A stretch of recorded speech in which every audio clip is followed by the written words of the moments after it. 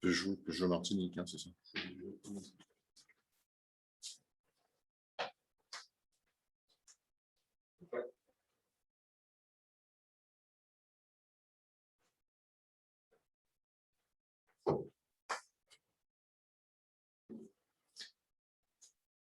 Bonjour, bienvenue à cette première conférence qui consistera en un temps d'échange avec deux employeurs, messieurs François-Xavier Gouillet de GPX Logistique et monsieur Rosélie du groupe Peugeot. Et ces échanges seront complétés d'une intervention de madame Nathalie Fortuné de l'OPCO, l'opérateur de compétences Constructis. Alors, je voudrais vous poser des questions d'abord à vous, messieurs les employeurs. Vous avez entamé une démarche d'embaucher des apprentis. Est-ce que vous pourriez nous expliquer pourquoi ce choix, quels bénéfices, quelles contraintes? Je ne sais pas par qui je commence. Peut-être monsieur Gouillet de GPX. Oui, bonjour tout le monde. En fait, nous avons, dès le début de GPX, opté pour l'apprentissage pour deux raisons. La première raison, au départ, c'était la recherche de jeunes pour avoir un œil nouveau, de jeunes qui sortaient du circuit du bac et qui commençaient un circuit en apprentissage, pour avoir un œil nouveau dans notre entreprise et également pour, par la suite, pouvoir former des personnes à la culture de l'entreprise. C'est-à-dire qu'ils rentrent assez tôt dans l'entreprise, donc on les forme tout au début au savoir-être et ensuite avoir une certaine culture de l'entreprise pour bien refléter nos valeurs par la suite. Et puis, on s'est aperçu que c'était un vecteur qui était porteur, puisque dans un pays comme la Suisse, c'est très valorisé. Malheureusement, c'est moins valorisé chez nous. Et ça donne des résultats qui sont assez positif, puisqu'aujourd'hui, la Suisse a un taux de chômage qui oscille entre 2 et 3%, et ça depuis déjà une bonne vingtaine d'années. L'entreprise d'avoir, par l'apprentissage, un personnel qui soit formé à la fois ses pratiques et sa culture, si je puis dire. Exactement. Est-ce qu'il en est de même au sein du groupe Peugeot, monsieur Rosélie? Oui. Oui, bonjour. Bonjour à toutes et à tous. Oui, effectivement. Alors, nous sommes sur un métier qui est dans l'automobile après-vente, donc un métier technique sur lequel c'est un métier qui est en tension. En tension parce que on a besoin énormément de personnel formé et diplômé et qui puisse intervenir sur des véhicules qui deviennent de plus en plus complexes. Et nous avons un partenariat avec plusieurs lycées de Martinique pour justement récupérer des jeunes qui sont au niveau BTS ou Bac Pro et pouvoir ainsi procéder à une alternance dans nos ateliers rythmés par du cours à l'école et puis vraiment l'insertion professionnelle sur des véhicules accompagnés par des tuteurs. Donc, pour nous, ça a été vraiment une volonté de pérenniser notre activité et notre métier avec des jeunes qui sont formés dans les établissements locaux et qui interviennent sur des véhicules qui sont, comme je le disais tout à l'heure, de plus en plus complexes. Il y a des bénéfices pour l'entreprise à recourir au recrutement par l'apprentissage. Est-ce qu'il y a des contraintes particulières liées à l'apprentissage pour l'entreprise? Alors, pour les avantages dans l'entreprise, il y en a un qui est aujourd'hui financier, parce qu'il y a des aides, il y a des aides qui sont assez encourageantes et depuis déjà un bon moment. Alors, ça a été encore revalorisé, donc ce qui fait qu'aujourd'hui, on espère que ça va permettre à plus de jeunes d'avoir accès à un apprentissage dans l'entreprise. Les contraintes qu'on rencontre aujourd'hui, c'est quelquefois l'emploi du temps, parce que il faut que l'entreprise s'adapte à l'emploi du temps de l'organisme de formation, ce qui quelquefois n'est pas évident. Donc aujourd'hui, malgré tout, ça permet au bout du compte, si le jeune enfin pas performant, mais s'il s'adapte bien au métier dans lequel il est, ça peut déboucher sur un emploi. C'est pas tout le temps le cas, mais ça peut déboucher sur un emploi. Si c'est pas vraiment son métier qu'il recherche, il aura fait une formation chez nous et la valeur ajoutée pour l'entreprise, ça aurait été son œil nouveau qui nous permet, au bout de, on va dire, 6 mois, le temps qu'il s'adapte à l'entreprise, de peut-être apporter des idées pour pouvoir exploiter d'autres voies que celles que nous utilisons traditionnellement dans le métier, en tout cas dans notre métier. Puisque nous, c'est le transport de colis, la livraison de colis express. Et il y a beaucoup de métiers. Il y a le dédouanement, il y a l'exploitation, il y a la conduite de véhicules. Et donc, il y a un éventail qui permet aux jeunes de voir qu'est-ce qui lui convient le mieux à un moment donné. Et pour nous, on lui demande de nous donner des idées et de voir si ces idées-là peuvent être mises en œuvre rapidement. Monsieur Rosoli, sur les avantages. Alors, les avantages. Les contraintes aussi. Ouais, les avantages, je rejoins effectivement Monsieur Gouillet, puisqu'on a effectivement beaucoup des aides qui nous permettent et qui nous incitent à prendre des alternants. À notre niveau, la principale contrainte souvent, c'est l'inadéquation entre la formation qui reste très théorique et parfois, entre guillemets, obsolète au lycée, et puis la pratique dans un atelier qui, lui, a évolué. Et souvent, on a des décalages entre ce que le jeune va apprendre au lycée et puis ce qu'il va vraiment connaître je dirais, entre guillemets, dans la vraie vie professionnelle dans un garage.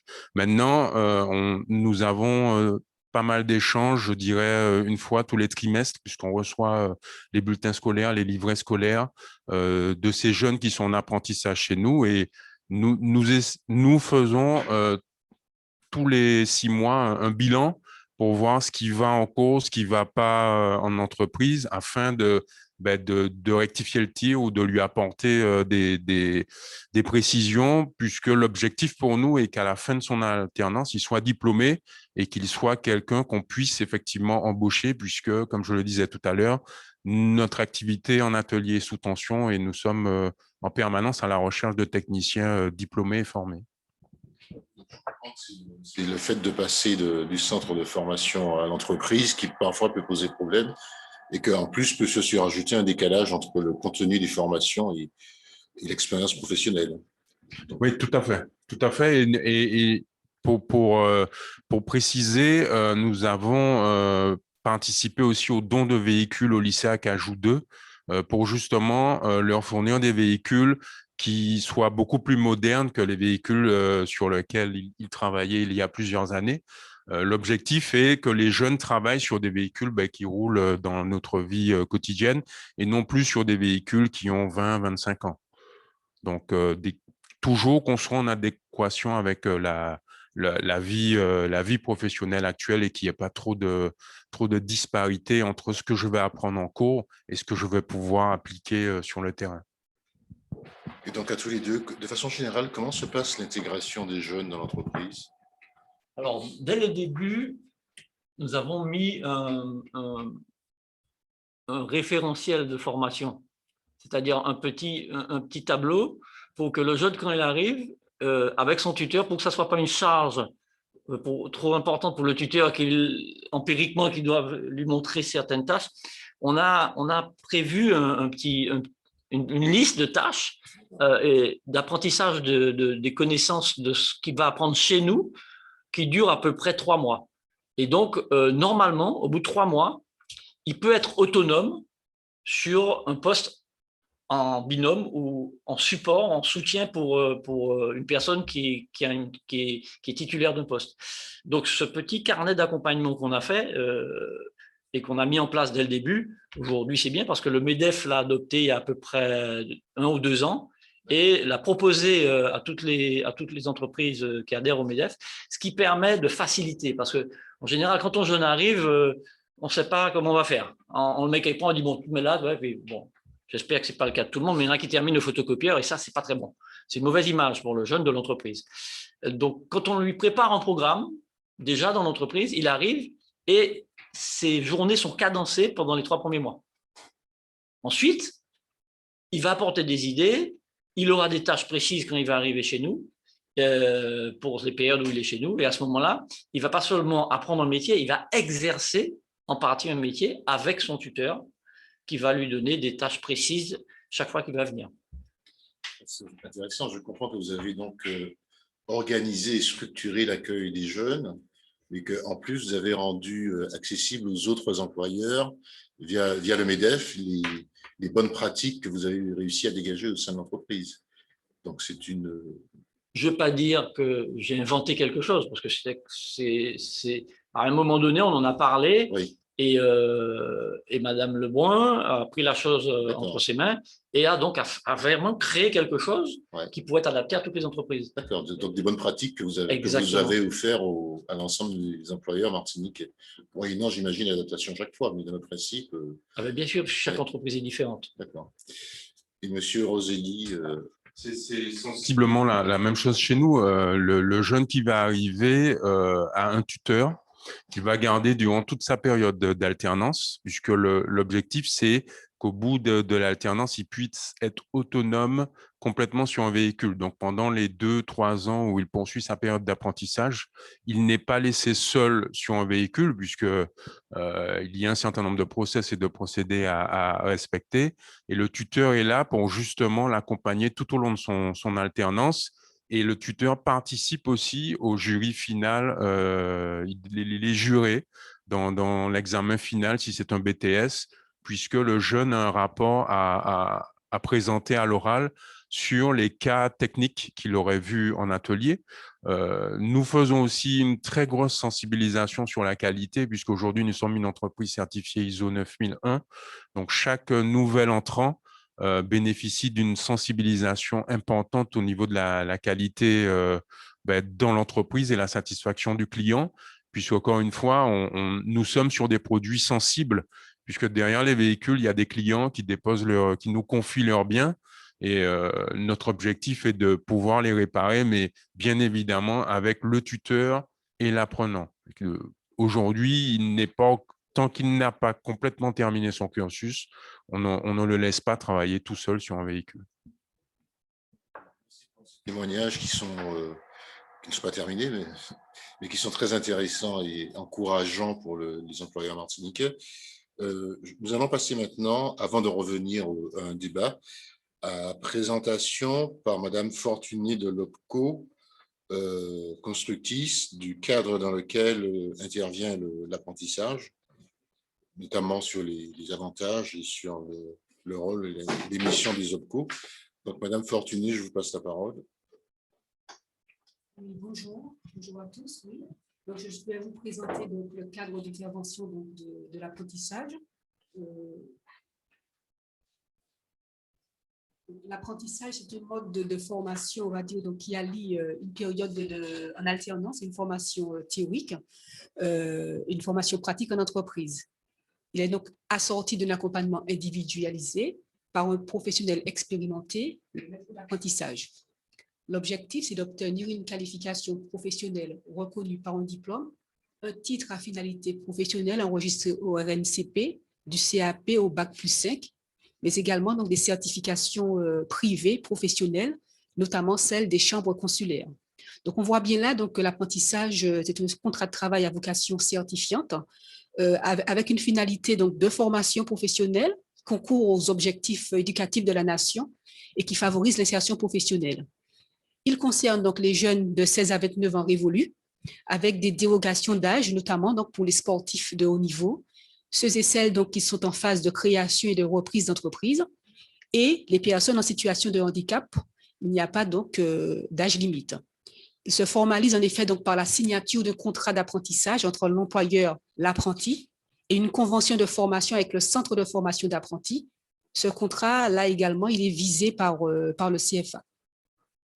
Alors, quels sont les avantages du contrat d'apprentissage? Donc, les deux employeurs l'ont déjà bien déterminé. Donc, c'est un outil de recrutement adapté aux besoins de l'entreprise. Donc, l'apprentissage permet d'investir sur l'avenir de l'entreprise en organisant la transmission de savoir et de savoir-faire essentiels de l'entreprise, sécuriser également les recrutements, notamment l'analyse de la capacité du candidat à s'intégrer et à s'approprier la culture de l'entreprise. L'apprentissage permet également d'anticiper l'évolution des métiers et des compétences au travers d'une gestion prévisionnelle des emplois et des compétences. L'entreprise, donc, à ce moment-là, donc, peut prévenir la croissance sans risquer de la fragiliser financièrement, puisqu'il y a des aides qui sont versées donc, par l'État. L'apprentissage également donc, permet à l'entreprise donc de s'ouvrir à de nouvelles compétences tout en se développant et bien sûr bénéficier d'aides et de primes à l'embauche, disposer également de coûts salariaux attractifs. L'apprentissage se matérialise donc par un temps de formation qui doit être un minimum de 25% à l'école et par l'obligation de nommer un maître d'apprentissage qui aura donc pour but de suivre le jeune tout au long de son parcours d'intégration. Donc, le maître d'apprentissage, donc, il faut qu'il soit volontaire, un salarié de l'entreprise, et il faut également qu'il ait le même niveau de diplôme que prépare le jeune en apprentissage.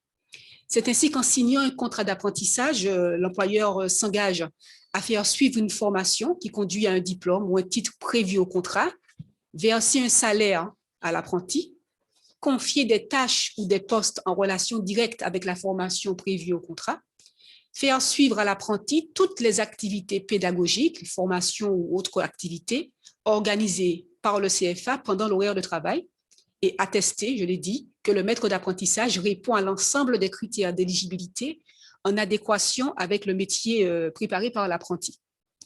Également, donc l'apprenti a des obligations vis-à-vis de son employeur. Il faut qu'il travaille, il faut qu'il suive avec efficacité sa formation et qu'il se présente aux examens. Alors, quelle est la rémunération donc, de l'apprenti? Donc, c'est une rémunération réglementaire. Vous voyez donc là que la rémunération donc, évolue en fonction donc, de l'année dans laquelle donc, le jeune est inscrit dans le parcours et de son âge. C'est un pourcentage du SMIC ou alors du salaire minimum conventionnel de l'emploi occupé pour ceux qui sont âgés de plus de 21 ans. Alors, il faut quand même savoir, donc il y a des accords de branche qui peuvent prévoir une réévaluation des pourcentages de rémunération.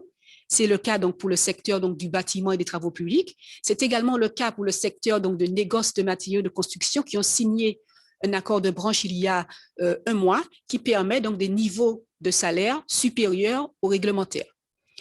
L'apprentissage aussi, donc, c'est la mise en place d'une aide exceptionnelle pour l'embauche d'un apprenti pour tous les contrats conclus depuis juillet 2020. Donc, c'est une aide donc, qui concerne donc, 5 000 € pour un apprenti mineur. Et pour la première année de l'apprentissage, je l'insiste, les 2 autres années donc, concourent donc, à l'aide unique de l'apprentissage et 8 000 € pour un apprenti majeur. Donc, cette aide gouvernementale, elle a été donc prolongée pour tous les contrats conclus jusqu'au 31 décembre 2021. Et généralement, cette aide, elle couvre 80, voire à 100% du salaire de l'apprenti quand il est âgé de moins de 26 ans. Alors, pour ce faire, donc, il y a donc des opérateurs de compétences donc, qui existent et qui ont pour rôle principal donc, d'accompagner les entreprises pour définir les besoins en formation grâce à un service de proximité. Le rôle également donc, des OPCO, c'est de financer les contrats d'apprentissage au niveau des coûts fixés donc, par les branches et également donc, les contrats de professionnalisation, donc d'une manière générale donc, de financer l'alternance.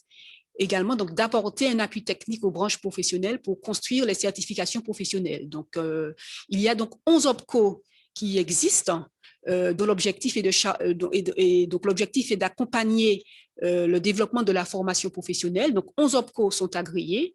Ces structures donc, remplacent les anciens organismes paritaires collecteurs agréés et les OPCO sont généralement donc, des partenaires emploi-formation des entreprises. Il y en a 7 qui existent sur le territoire de la Martinique.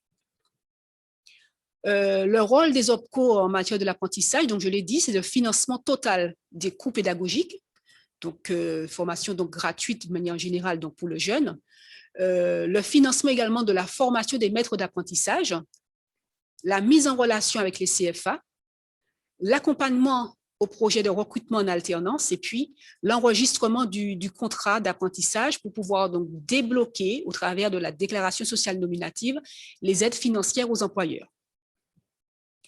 Alors, le circuit de dépôt du contrat d'apprentissage, donc bien évidemment, donc, il y a donc le jeune qui est mis en relation avec l'entreprise et le CFA. Donc, le contrat, il est donc déposé à l'OPCO, d'accord? L'OPCO traite le contrat d'apprentissage, donc le finance, le dépose, le dématérialise et ensuite, donc, l'ASP, donc l'Agence de services et de paiement, procède au paiement de l'aide exceptionnelle et l'aide unique de l'apprentissage. j'insiste sur le fait qu'il faut que l'employeur ait fait sa déclaration sociale nominative. Sans cette étape fondamentale, l'entreprise ne peut pas percevoir l'aide.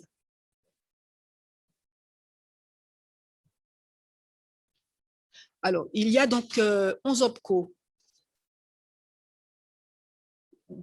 Donc, d'autres aides aussi existent, c'est vrai, comme me disait donc M. Gouillet, donc, notamment l'aide au versement du permis de conduire, l'aide aussi donc, pour les travailleurs en situation de handicap, et puis donc l'aide particulière décidée donc, par notre collectivité territoriale de Martinique. Donc, il y a donc 11 OPCO, je l'ai dit, donc 7 OPCO présents en Martinique. Donc, le rattachement d'une entreprise à l'OPCO se fait principalement donc, par rapport à son activité principale, mais surtout maintenant par le code IDCC de la convention collective qui est appliquée dans l'entreprise. Donc, il y a donc 7 OPCO en Martinique, donc l'OPCO EP, les entreprises de services de proximité, l'AFDAS, Uniformation donc, pour le secteur de l'économie sociale et solidaire, OPCO Commerce représenté donc, par ACTO avec plusieurs branches, l'OPCO Santé pour le secteur de la santé, OCAPIAT donc, pour le secteur généralement donc, de l'agriculture et Constructis pour le bâtiment travaux publics. Merci. Merci.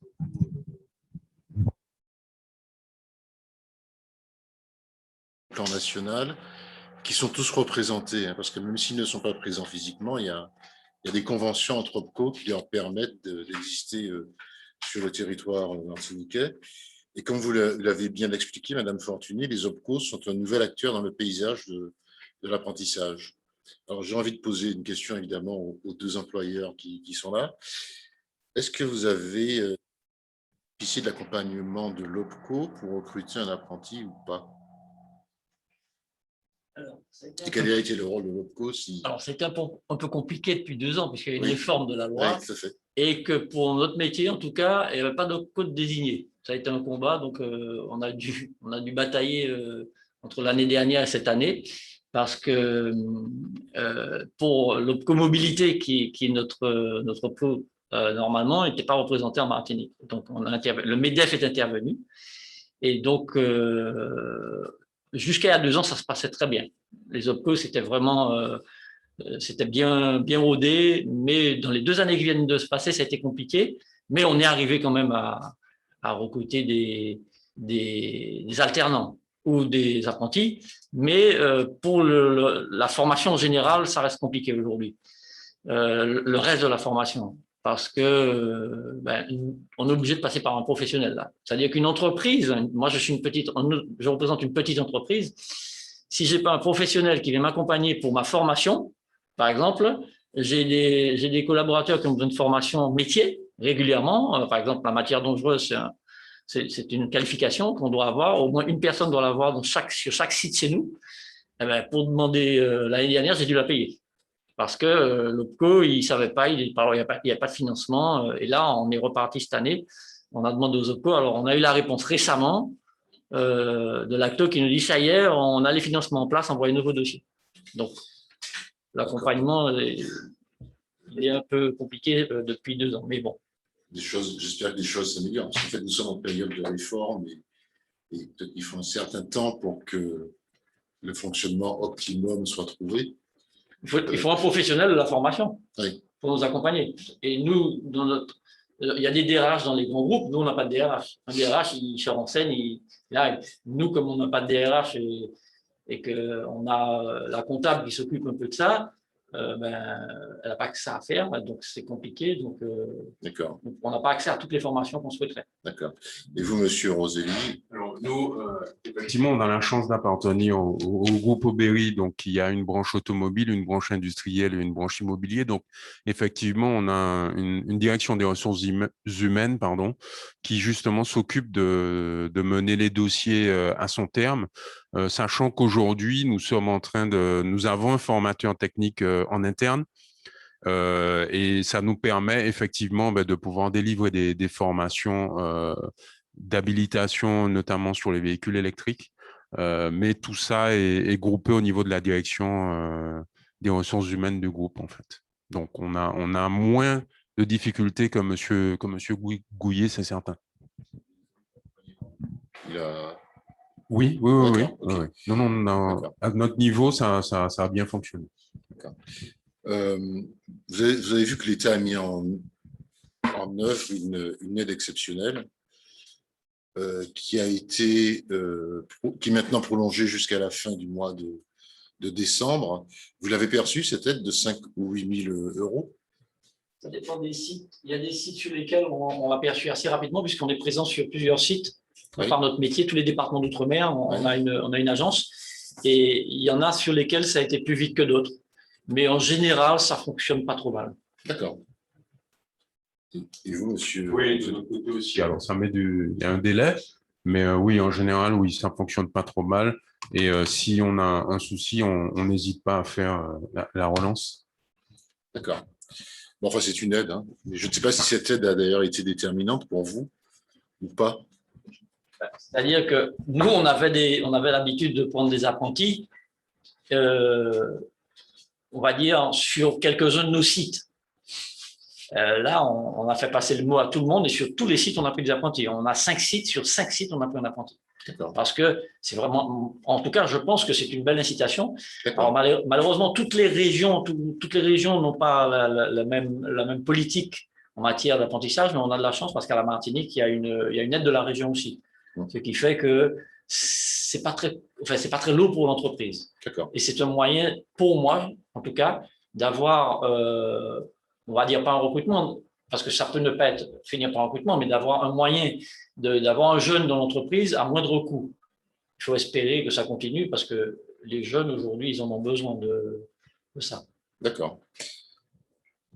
Et vous? Oui, tout à fait. Et je dis, pour rebondir sur ce que dit monsieur Gouillet, on a de la chance aussi que cette aide ne s'arrête pas à 18 ou 19 ans, qu'elle poursuit, parce que nous, on a effectivement besoin de jeunes qui ont un minimum de connaissances au niveau BTS. Et cette aide nous a permis justement de relever un peu notre niveau d'exigence au niveau des candidats. Mais aujourd'hui, c'est clair, on a plus de demandes que d'offres, puisque, comme je le disais tout à l'heure, nous sommes tenus par le fait qu'on ne peut pas multiplier les tuteurs. Et on essaye, nous avons pour objectif de prendre chaque année 4 jeunes par an en alternant dans notre atelier. Donc je comprends que l'aide a un effet incitatif pour le nombre d'apprentis, mais aussi sur le type d'apprentis, vu qu'elle ne s'arrête pas aux apprentis mineurs. Bon, c'est une information intéressante pour nous. Vous pouvez faire un bilan de l'expérience, enfin en quelques mots, de votre expérience de l'apprentissage, ou des conseils à donner aux autres employeurs? Alors, moi, ce que je peux dire, c'est qu'aujourd'hui, dans les zones dans lesquelles nous sommes présents, qui sont des départements d'outre-mer, le chômage est assez important et on ne fera jamais assez pour les jeunes. Et parce que c'est eux qui vont être à notre place dans plusieurs années. Donc, on a intérêt à ce qu'ils soient bien formés. Et ce modèle de l'apprentissage qui n'est pas assez valorisé, à mon avis, en France, devrait faire plus d'écho auprès des entreprises. Alors, il y a peut-être un travail à faire au niveau de l'État pour valoriser un peu plus ce dispositif. Mais j'encourage beaucoup les entreprises, surtout avec les aides qu'il y a aujourd'hui, à prendre des jeunes parce que l'avenir de demain, ce n'est pas nous, c'est les jeunes. Et autant qu'ils soient bien formés, parce qu'après, c'est les entreprises qui vont en pâtir. Et c'est un moyen qui est quand même beaucoup plus simple pour une entreprise que de recruter à la sortie d'une grande école de commerce ou de 5 ans d'études, parce que le jeune en a encore 1 an au moins. Même s'il a un niveau de connaissance plus important, il n'a pas la culture de l'entreprise. Il y a des entreprises qui demandent un savoir-être différent. Donc, pour moi, c'est un dispositif important et positif, mais il faudrait que, à mon avis, plus d'entreprises puissent non pas avoir recours, mais donner du temps et laisser des jeunes accéder à ce dispositif, parce que même les OPCO financent la formation des tuteurs. Ça veut dire que même si un tuteur, on a peur parce qu'il ne saura pas faire, il y a possibilité de le faire former et c'est financé. Donc, moi, j'encourage vraiment les entreprises pour que les jeunes de demain soient mieux formés et que les entreprises de demain soient plus performantes. Oui, à mon niveau, à l'heure où on parle de fuite des jeunes en dehors de la Martinique, je pense que l'apprentissage est une voie extrêmement importante pour justement cette jeunesse qui n'a pas les moyens de partir ou qui ne veut pas partir pour pouvoir intégrer des entreprises qui sont volontaires. Moi, je pense que les entreprises ont aussi un rôle social important à jouer. Et l'apprentissage est une des cartes que nous devons développer au maximum pour retenir ces jeunes compétents, qu'ils aillent, au lieu qu'ils aillent travailler à l'extérieur, qu'ils puissent apporter leur savoir-faire et leur savoir-être chez nous. Et surtout, il y a pas, je pense que pour les entreprises, il ne faut pas avoir peur. On peut avoir des jeunes qui, au départ, on n'aurait peut-être pas misé tout de suite dessus, mais le fait qu'il y ait justement cet apprentissage, ben, ça va leur inculquer, je dirais, la discipline en entreprise, le savoir-être et surtout leur donner des responsabilités, sachant qu'aujourd'hui, on a peut-être un peu de mal à donner des responsabilités à des jeunes, mais par expérience, aujourd'hui, on, on va dire que tous les alternants que nous avons gardés jusqu'au bout des diplômes, ben, nous les avons embauchés en CDI au final. Donc, pour nous, c'est quelque chose de positif et nous continuerons absolument dans cette voie. Merci beaucoup. Je comprends donc, messieurs, que c'est positif pour l'entreprise, mais c'est aussi un geste de l'entreprise au titre de sa responsabilité sociale vis-à-vis des jeunes, quoi, qu'il faut absolument insérer à la Martinique. Je vais peut-être laisser le mot de la fin à Madame Fortuné, si vous avez un message pour les entreprises en votre qualité d'OPCO. Oui, je suis très heureuse en effet d'être à côté de ces deux employeurs qui ont pris conscience en effet que l'apprentissage c'est une voie. Merci. Je suis très heureuse d'être aux côtés de ces deux employeurs qui ont pris conscience que l'apprentissage est une voie d'excellence. C'est vrai que les OPCO ont subi donc des réformes, celles de 2018, mais sont maintenant en ordre de marche pour pouvoir donc financer avec efficacité donc les contrats d'apprentissage. L'apprenti coûte généralement avec les aides de l'État une centaine d'euros par mois. Ce qui est non négligeable parce que l'entreprise, elle ressort avec un salarié formé, avec une culture de l'entreprise pendant un certain nombre d'années. Et au regard de la pyramide des âges professionnels, donc c'est l'avenir de c'est l'avenir du pays. Donc j'estime que les employeurs sont relativement bien entourés pour pouvoir donc recruter par l'apprentissage et les OPCO que nous sommes à leur côté, donc de véritables partenaires emploi-formation pour les accompagner et éviter donc toute difficulté dans la démarche de recrutement de l'apprentissage. Voilà. Merci à tous les trois pour vos témoignages, très, très intéressants. Merci. Alors maintenant, nous allons passer aux conférences métiers. Donc, que vous pouvez suivre donc, en continu. Vous pourrez retrouver le lien pour accéder au salon dans le chat. Et donc, la journée se poursuivra donc, sur des thèmes métiers et sur des thèmes plus transversaux en début d'après-midi. Encore une fois, merci à tous les trois pour vos très intéressants témoignages. Merci de nous avoir invités. Merci à vous. Merci à vous.